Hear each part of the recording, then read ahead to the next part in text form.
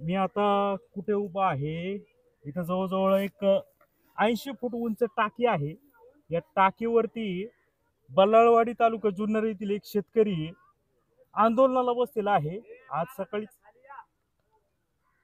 आज सकाळीच या ठिकाणी बिबट्याने हल्ला चढवला आणि या बिबट्याच्या हल्ल्यामध्ये त्यांच्या अनेक शेळ्या ठार झालेल्या आहेत आणि उडवाउडवीची जी वन विभागाची उत्तरं आहेत व त्यांना जो वन विभागाचा जो त्रास झालेला आहे यापूर्वी त्याच्या निषेधार्थ ते आता आंदोलन करतायत. का अशी वेळ आली तुमच्यावर? साहेब 2017 मध्ये पण माझ्या स्वतःच्या शेळ्या 3 खाल्ल्या होत्या. बिबट्यानेच हल्ला केला होता, त्याचे सगळे व्हिडिओ शूटिंग माझ्याकडे होती, पुरावे होते. त्यानंतर मधल्या काळामध्ये मी बल्लाळवाडी ग्रामपंचायत उपसरपंच म्हणून काम पाहिलं. त्या काळामध्ये बरेच बिबट्याचे हल्ले झाले. त्यावेळेस पण मी पंचनामे करून मग धनगरांचा घोडं असेल, शेतकऱ्यांच्या शेळ्या असतील, असे पंचनामे केले. पंचनामे करून त्या शेतकऱ्यांना कसा न्याय मिळत याचा प्रयत्न केला. वन खात्याकडून त्यांना काहीतरी छोटी मोठी रक्कम भेटेल, त्याची उपजीविका चालू राहील म्हणून प्रयत्न केला. आता परत 2000 म्हणजे आज काल सकाळी रात्री माझ्या स्वतःच्या शेळी फार्मवर अटॅक झाला. काल रात्री झाला? काल रात्री झाला. कुठे येतो? इथून एक अर्धा किलोमीटर रोज शेळी फार्म आहे. त्याच्यावर 7 शेळ्या खाल्ल्या. 7 शेळ्या खाल्ल्यानंतर मी कॅमेरे माझ्याकडे आहेत, त्याची सगळी शूटिंग आहे. मला आले वन खातं म्हणतं 7 शेळ्या खाल्ल्या, मग त्याचे अवशेष कुठे, ह्या गोष्टी कुठे आहेत? आता साहेब कुठून पुरावे द्यायचे? पुरावे आहेत माझ्याकडे, कॅमेऱ्यात सगळं शूट आहे, काय अडचण नाही. ते पुरावे मागतात. आता तुम्हीच सांगा का त्यांनी पुरावे सापडले पाहिजे, त्याचे माग कसे आहेत, कुठून गेला, कसा गेला, हे त्यांनी शोधलं पाहिजे. त्यांनी प्रथम दर्शनी डायरेक्ट म्हणलं ऑपरेशन करायचं तर पेशंट मारायचं नाही. ते डायरेक्ट म्हणले पुरावे काय आहेत. असं नाही ना साहेब, शेतकऱ्याची नुकसान झालेली, तुम्ही व्यवस्थित हा ठीक आहे पाहू करू, ह्या कुठल्याच गोष्टी नाहीत. आणि मला बोलतात तुमची काही नुकसान भरपाई झाली असेल ते आम्ही देतो. मी म्हणाल नुकसान भरपाई माझी देऊ नका साहेब. मी 17ला तुमचं पाहिलं कार्य, मध्ये 2-3 वर्ष मी पदावर होतो त्यावेळीसही पाहिलं. तुमची आजपर्यंत एकही नुकसान भरपाई, मी जेवढे पंचनामे शेतकऱ्यांचे आणि माझे केलेत, एकही आलं नाही. तुमचा विश्वास का ठेवायचा? आणि मी काय म्हणतो, माझी भरपाई भेटली. तुम्ही शेळ्यांची पिल्ल, मी पंजाबमधून बिटल या जातीच्या चांगल्या नसलच्या शेळ्या विकत आणल्यात. तिथून मी किलोवर शेळ्या आणल्यात. त्यांना ते बारकेली पिल्लं आणली, त्यांना मोठं करायला मला 1.5 वर्ष झाली. 1.5 वर्ष मजुरी मला 1.5 ते 2 लाख रुपये घालायला लागली. आणि त्या शेळ्यांपासून जी पिल्लं झाली तेवढी सगळी पिल्लं खाऊन टाकली. किती मोठी नुकसान, तुम्ही काय देणार आहे मला? 2016ला पण असा प्रकार घडला होता. 2016ला पण 4 शेळ्या खाल्ल्या होत्या. पंचनामा झाला का? पंचनामा झाला, सगळे फोटो काढले, बँकेची पासबुक दिली, सगळं दिलं. काय पैसे काहीच नाही. काय म्हणतात मग ते, का नाही दिले पैसे? चाललंय करतो. मी तर म्हणून साहेब, पत्रकार साहेब, तुम्ही ना जुन्नर तालुक्याच्या वतीने यांनी जुन्नर तालुक्यामध्ये आतापर्यंत कुणाला नुकसान भरपाई दिली एवढं विचारा. माझं स्पष्ट मत आहे. म्हणजे पंचनामे करू, नुकसान भरपाई देऊ, गाजर दाखवलं जातं. 3 वर्ष एक दुटी असते, 3 वर्षांनी त्याची बदली होती. ते म्हणले माझ्या काळात. आता हे साहेब म्हणतात 2017ला झालेलं, मला माहित नाही, माझ्या काळात झालंच नाही. ही उत्तर आहे साहेब. आम्ही खात्याला विचारतोय, माणसाला विचारत नाही. तुमची सर्व्हिस किती झाली, तुम्ही नव्हते आम्हाला सांगू नका. तुमचं खातं जिवंत आहे, तुम्ही खात्यात आहेत, खातं आहे ना, तेच वन खातं, तिथं पेपर आहेत ना 2017चं बघा. आता तिथं धनगर समाज उभा राहिला, अख्खे 1000 मेंढरी इथे घेऊन उभी होती सगळी खाली. धनगर समाज 2 वर्षापूर्वी त्याचं मेंढरू घोडं खाल्लं. हो, घोडं खाल्लं. सांगा ना त्याचं काय भेटलं? दिलं का 2 वर्ष? मग तुम्ही काय देणार आहे आम्हाला? काय तुमचा क्रायटेरिया आहे? तुम्ही जुन्नर तालुका बिबट मुक्त झाला पाहिजे. काय कागदावर आणलं तुम्ही? काय केलं कागदावर? दाखव मला. म्हणजे पैसे तुम्हाला अद्यापर्यंत मिळाले नाही आणि कालची घटना ही परत घडली. मग नक्की आता म्हणजे छोटी जी पिल्लं होती ती खाल्ली का? पिल्लं 4 ते 5 पिल्लं अशी 3 महिन्याची होती आणि 3 पिल्लं बारकेली होती 15-20 दिवसाची. पण आता मला प्रश्न पडला 7 मग ती एक पण नाही सापडलं? नाही, फरफट सापडली. त्यांचे केस गेलाय, तो बिबट्याने पकडले, सगळे सापडले. ते तुमचं काय उघड आहे का? नाही, 9 फूट उंच जाळी आहे साहेब. 9 लावली? हो, 9 फूट उंच. त्याला सायरन बसवलाय. म्हणजे बिबट आल्यानंतर तो सायरन वाजतोय तरी बिबट घाबरत नाही साहेब.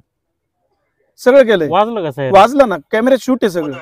बिबट कॅमेरा त्या सायरन का फक्त बघतोय, बाकी काहीच करत नाही. म्हणजे त्याला तुम्ही काही दाखवा. सायरन कुणी दिलं होतं? तुम्ही स्वतः लावलं? आम्ही नाही, स्वतःच्या खर्चाने बसवलंय. एनिमल म्हणून कॅमेराची एक वेबसाईट आहे, ती कॉम्प्युटरवर डाउनलोड केली आणि ती बसवली. बिबट्या आला का तो सायरन वाजतो, आपोआप डिटेक्ट होतो. तरी बिबट्या करायचं थांबत नाही. ते सगळे साथी सगळे उचलून तो घेऊन गेला साहेब. 2:15 वाजता एक आला, त्याचं फुटेज आहे. 2:45ला एक आला, त्याचं फुटेज आहे. 4 वाजता एक आला. हे 2 तास त्या फार्म मध्ये राहिले. नशीब तर म्हणून बाकीच्या शेळ्या वाचल्यात.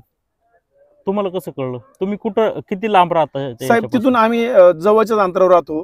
हे आम्ही सगळं कॅमेऱ्यामध्ये शूट झालं, त्यानुसार टायमिंग ते सगळं काही माझ्याकडे अवेलेबल आहे. बर, तुमच्याकडं रेकॉर्ड पुरावे सगळं आहेत? टोटल रेकॉर्ड पुरावे आहेत. सकाळी कसं कॉन्टॅक्ट झालं का कालच कॉन्टॅक्ट केलं वन विभागाला? नाही नाही, सकाळी समजलं ना साहेब. हा, हा. सकाळी त्यांना कॉन्टॅक्ट केलं मी. गोठ्यात गेल्यावर काय गोठ्यात बाबा गेल्यानंतर त्या- आपली बकरं बकरं नाहीत. दिसती नाहीत. हा. बकरं दिसती नाही तर मग कुठे गेली आम्हाला वाटलं पहिले चोरीला गेली. कुलूप काय तोडलेलं नव्हतं. बिबट्या काही येऊ शकत नाही, कारण वर्ष दीड वर्ष तो बिबट्या आलाच नाही कधी तिथं. पण आम्हाला वाटलं चोरी झाली असेल. उचलून नेली कोणीतरी? हो, उचलून नेली, कोण छोटी होती नेली असेल उचलून. मग आम्ही सगळी चौकशी केली कॅमेऱ्यामध्ये. आम्हाला सगळे बिबट्याचे तिन्ही ठिकाण, तो एक ह्या बाजूने आला, एक त्याच गेटने आला, एक तिकडून उडी मारतो, सगळं दिसतंय त्याच्यामध्ये साहेब. मग मी काय म्हणलो साहेबांना, साहेब तुम्ही नुकसान भरपाई 7 पिल्लांची देणार? सकाळी फोन केला तुम्ही हो केला. चव्हाण यांना? हो. अरे पूजे. हो हो.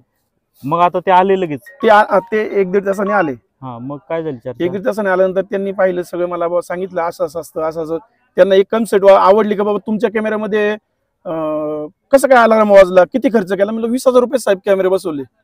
ते म्हणले का नाही आम्हाला 1.5 लाख रुपये खर्च होतो तेवढाच कॅमेरा बसवायला. मी म्हणलं, ते म्हणले वाजू शकत नाही. मी त्यांना दाखवलं, लाईव्ह दाखवलं सगळं. बिबट्या म्हणजे मोबाईल मध्ये माझ्याकडे होतं. तर ते झाल्यानंतर त्यांना बोललो साहेब माझी 7 पिल्लं गेली, याचं दुःख आहे, आणि दुःख मी बाजूला ठेवून माझी आता 20 बकऱ्या आहेत, ह्या शिल्लक राहिल्यात. आता तो कधी ना कधी येणारच ना, त्यासाठी संरक्षण काय? मग ते म्हणलं आता आम्ही काय करू शकतो? ते म्हणले झटका मशीन बसू. आता झटका मशीन बसवलं, लाईटच गेली, मग काय करायचं साहेब? आणि त्याला शॉक लागून बिबट्या मेल्यावर? शेळ्याच मेले मग. हा, मग काय करायचं? माणूस पण मरू शकतो. 100% होऊ शकतं साहेब. त्यांना म्हणलं तुमचं आता लाईव्ह उदाहरण, तुम्ही आता आज बल्लावाडी जा, नायकोडी वस्तीमध्ये, आमच्याच बल्लावाडी नायकोडी वस्तीमध्ये 2 दिवसापूर्वी 2 बिबट्याची पिल्लं सापडली. नाही आता ठीक आहे, इथपर्यंत झालं. मग ते काय म्हटले, कसं शोधायचं हे बिबटेडेच खाले का, असं विचारलं का त्यांनी तुम्हाला? त्यांनी मला विचारलं ना, म्हणजे त्यांना नंतर मी दाखवले फुटेज बघा साहेब. मग ते ऍग्री झाले का? नाही, फुटेज दाखवण्याच्या पूर्वीची भाषा कशी होती? त्यांचे फुटेज दाखवण्याच्या आधी पुरावे. हा, पुरावे कुठून दाखवायचे आपण? पुरावे दाखवा. शिळी खाल्लेल्याची शिळी खाल्लेली कुठे आहे? आता ऊस सापडा जायचं का साहेब? म्हणजे बिबट्याच्या मागे पळायचं का? आणि तिथे गेल्यानंतर आपली शिकार झाल्यावर, किंवा बिबट्यानी ज्या मागाने नेले, ऊसात नेले, ते ऊसात जायचं. तिथं जर बिबट्या बसलेला असेल तर काय करायचं?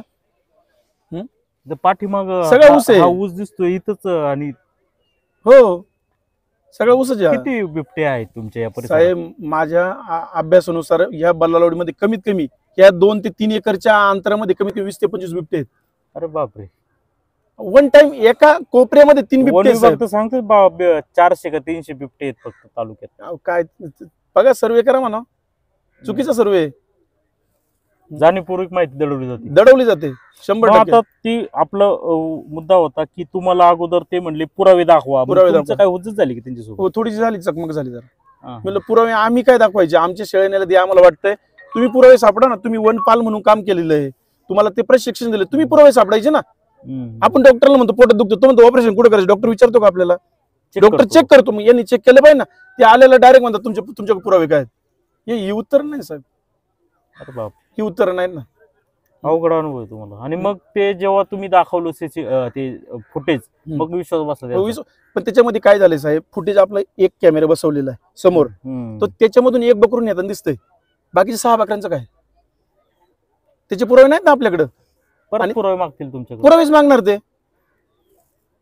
आणि 5 वाजल्याची शूटिंग आहे माझ्याकडे. 5 वाजल्याची चर्चा काय झाली पुढं? नुकसान भरपाई देतो म्हटले असतील. मग नंतर- तुम्ही इतकं वर काय यायचं वेळ आली तुमच्यावर? साहेब हे नुकसान भरपाई देतात, 100% मान्य आहे. मी तुम्हाला मगाशी सांगितलं 2017 मध्ये पण माझ्या शेळ्या खाल्ल्या होत्या. पदावर असताना मी बऱ्याच शेतकऱ्यांचे पंचनामे केले, अजून एकाचीही नुकसान भरपाई आली नाही. मग हा गलतान काय कुठेतरी वाचा फुटण्यासाठी मी ह्या टाकीवर सोडलेलो. आणि दुसरा विषय, आज जुन्नर मध्ये आक्रोश आहे साहेब. भयभीत जुन्नर तालुका झालाय. जुन्नर तालुका बिबट मुक्त करण्यासाठी पेपरवर काम काय केलं यांनी? नुसतं होईल, आमच्या हातात नाही, केंद्र सरकार बघल, ते येणार, बिबट्या असा करतो, बिबट्या. हे प्रशिक्षण आम्हाला नकोय. बिबट हा जुन्नर तालुका मुक्त कसा होईल? एक कागदावर काय केलंय ते अनायडर, म्हणजे तुम्ही जसं बसवलं तसंच मशीन. काहीच फायदा नाही त्यांच्याकडे. मला ते बोलले मग एक काम करा, तुम्हाला 14,000ची काठी म्हणले, काठी ती देतो, तिला सायरन आहे आणि त्याला करंट आहे, आणि 5 फुटाची काठी आहे. साहेब सायरन आहे, वाजवलं सायरन, ह्या सायरनला घाबरलं नाही. मग बिबट्याला करंट द्यायला 5 फुटावर जायचं का मी? बापरे, 5 फुटावर जायचं का? म्हणजे ते काय असं आता ही समस्या लोकांपुढे जास्त यावं म्हणून तुम्ही हे पाऊल हो, उचललं. 100%. कसं उतरणार नाही, म्हणजे नाही, तुमची खाली- मागणी काय? माझी मागणी एकच आहे साहेब, जुन्नर तालुका बिबट मुक्त होण्यासाठी तुमचं प्रोव्हिजन काय? जो बिबट आहे तो तुमच्या प्रथम श्रेणीमध्ये आहे, तो द्वितीय श्रेणीमध्ये कसा येईल याचा प्रयत्न करण्यासाठी तुम्ही काय केलंय? आणि हे मुजोर अधिकारी आहेत, यांना थांबवण्यासाठी काय सिस्टीम आहे अधिकाऱ्यांची किंवा कर्मचाऱ्यांची, काय तुम्ही नियोजन लावलंय? शेतकऱ्यासंग ते कसे वागतात याचा तुम्ही अभ्यास केला का? शेतकऱ्यालाच आरोपीच्या पिंजऱ्यात एक हो, उभं केलं जातं असं हा. तुमचा आरोप आहे. पिंजरा लाव हा पर्याय आहे का साहेब? हा पिंजरा इथं सोडतात काय? तुम्हाला माहित झालं का बाबा बल्लावडीतला बिबट्या उचलला आणि तो कुठेतरी खंडाळ्यात नेऊन सोडला, असं झालं का काही? तो जागच्या फक्त एक आमचे शेतकऱ्यांची किंवा जुन्नर तालुक्यातल्या सगळ्या नागरिकांची फक्त दिशाभूल आहे साहेब, समजूत घातली जाते. फक्त दिशाभूल आहे. याच्यावर साहेब हे बघा, मी 5 वर्षापूर्वी पण बातमी बनवली होती, मी बोललो होतो काही दिवसांनी जुन्नर तालुका भयभीत होईल. मला तर वाटतं असं जर चालू राहिलं आणि याच्यावर जर पर्याय जुन्नर तालुक्याने जर सगळे नागरिक एकत्र नाही आले ना, 5 वर्षानंतर असं जे वन खातं काढेल जुन्नर तालुका मानवाने सोडून द्यावा. तेव्हा काय करायचं? काय करायचं? वन खात्याच्या पुढे बोलायचं कोणी? तेव्हा ते म्हणजे संख्याची एवढी दावी धरू शकत नाही. आज पाऊल उचलणं गरजेचं आहे, आज काहीतरी वाचा फोडणं गरजेचं आहे, नाहीतर. आणि दुसरा विषय साहेब, कळकळीचं म्हणून बोलतो, भावना माझ्या मुक्त करतो बोला साहेब. एक माणूस, मी जर उद्या मेलो बिबट्याच्या हल्ल्यात, माझी 2 मुलं आहेत साहेब, तुम्ही 25 लाख देता, वळवाचा पाऊस पडतो एकदम, तसे तुम्ही एकदम 25 लाख रुपये देता, आणि त्या कुटुंबाचं बाकीचं पालन काय? ते मुलगा जर शिकला असेल, तुम्ही असं केलंय का? जर एक कंपनी असते, त्या कंपनीत जर मृत्यू झाल्यानंतर त्या कंपनी त्याला परत त्याच कंपनीत कामाला घेते किंवा गव्हर्नमेंट घेतं, बरोबर का नाही? मग ही जुन्नर तालुक्यामध्ये बिबटे ही कंपनी आहे. माणसाचं जीवन मोजू शकत नाही. नाही नाही नाही, जुन्नर तालुक्यामध्ये बिबटे फिरतात किंवा जुन्नर तालुका हा बिबट्यासाठीच फायदेशीर आहे, म्हणजे ही जुन्नर तालुक्याची बिबट्याची कंपनी झाली ना. ठीक आहे, माझी मागणी आहे, तुम्ही वन खात्यात कामाला घ्या ना. ज्याचे पालक मेलेत किंवा बिबट्याच्या हल्ल्यात मेलेत ना, त्याच्या मुलाला तुम्ही वन खात्यामध्ये कामाला घ्या. असं आहे का तुमच्याकडे काही? काय केलंय का तुम्ही? जुन्नर तालुक्यात जसं आज खोडचं आपल्याकडे रोडर यंत्र आलंय, आज MIDC होत नाही, आज आपली लोक बिबट्याच्या हल्ल्यात मारायला सुरुवात झालेली आहे. बाकीचे ते अनाथ झालेल्या मुलांचं काय? गेलेत का तुम्ही परत त्या कुटुंबाला भेट द्यायला? काय चाललंय त्या कुटुंबाचं? घ्या ना वन खात्यात एक मुलगा त्याच्या कामाला, मुलगी घ्या ना. काय प्रॉब्लेम आहे तुम्हाला? काय वाटतं साहेब, तुम्हाला काय वाटतं मला सांगा? आमदारांशी काय झालं का बोलणं? नाही, आमदारांशी बोलणं झालंय. काय म्हणले शरद दादा? ते अधिवेशनात आहेत ना, ते म्हणले नंतर बोलतो, काय प्रॉब्लेम नंतर बोलतो म्हणजे माझी सविस्तर चर्चा झाली त्यांच्याबरोबर, ते अधिवेशनात आहेत.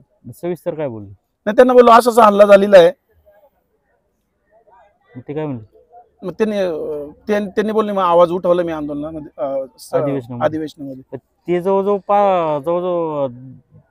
5 वर्षापूर्वी बी आवाज उठत होते, दरवर्षी आवाज उठवतात साहेब. बघा आता तो ठीक आहे, आता तुम्हाला काय वाटतं, राजकीय लोकांचं ही कमी पडतंय असं वाटतं का? नाही, राजकीय लोकांचं कमी पडतं नाही पडत, तो इच्छाशक्ती आहे सगळ्या राजकीय. मी कुणालाही नाव ठेवणार नाही, पण माझं एक म्हणणं आहे की तेवढंच आपण शेतकऱ्यांनी सुद्धा किंवा नागरिकांनी पण तेवढा सपोर्ट केला पाहिजे. खाली हे म्हणतात ते माऊली खंडाकडे आलेले आहेत, काय म्हणतात? थेट आंदोलन मंत्रालय.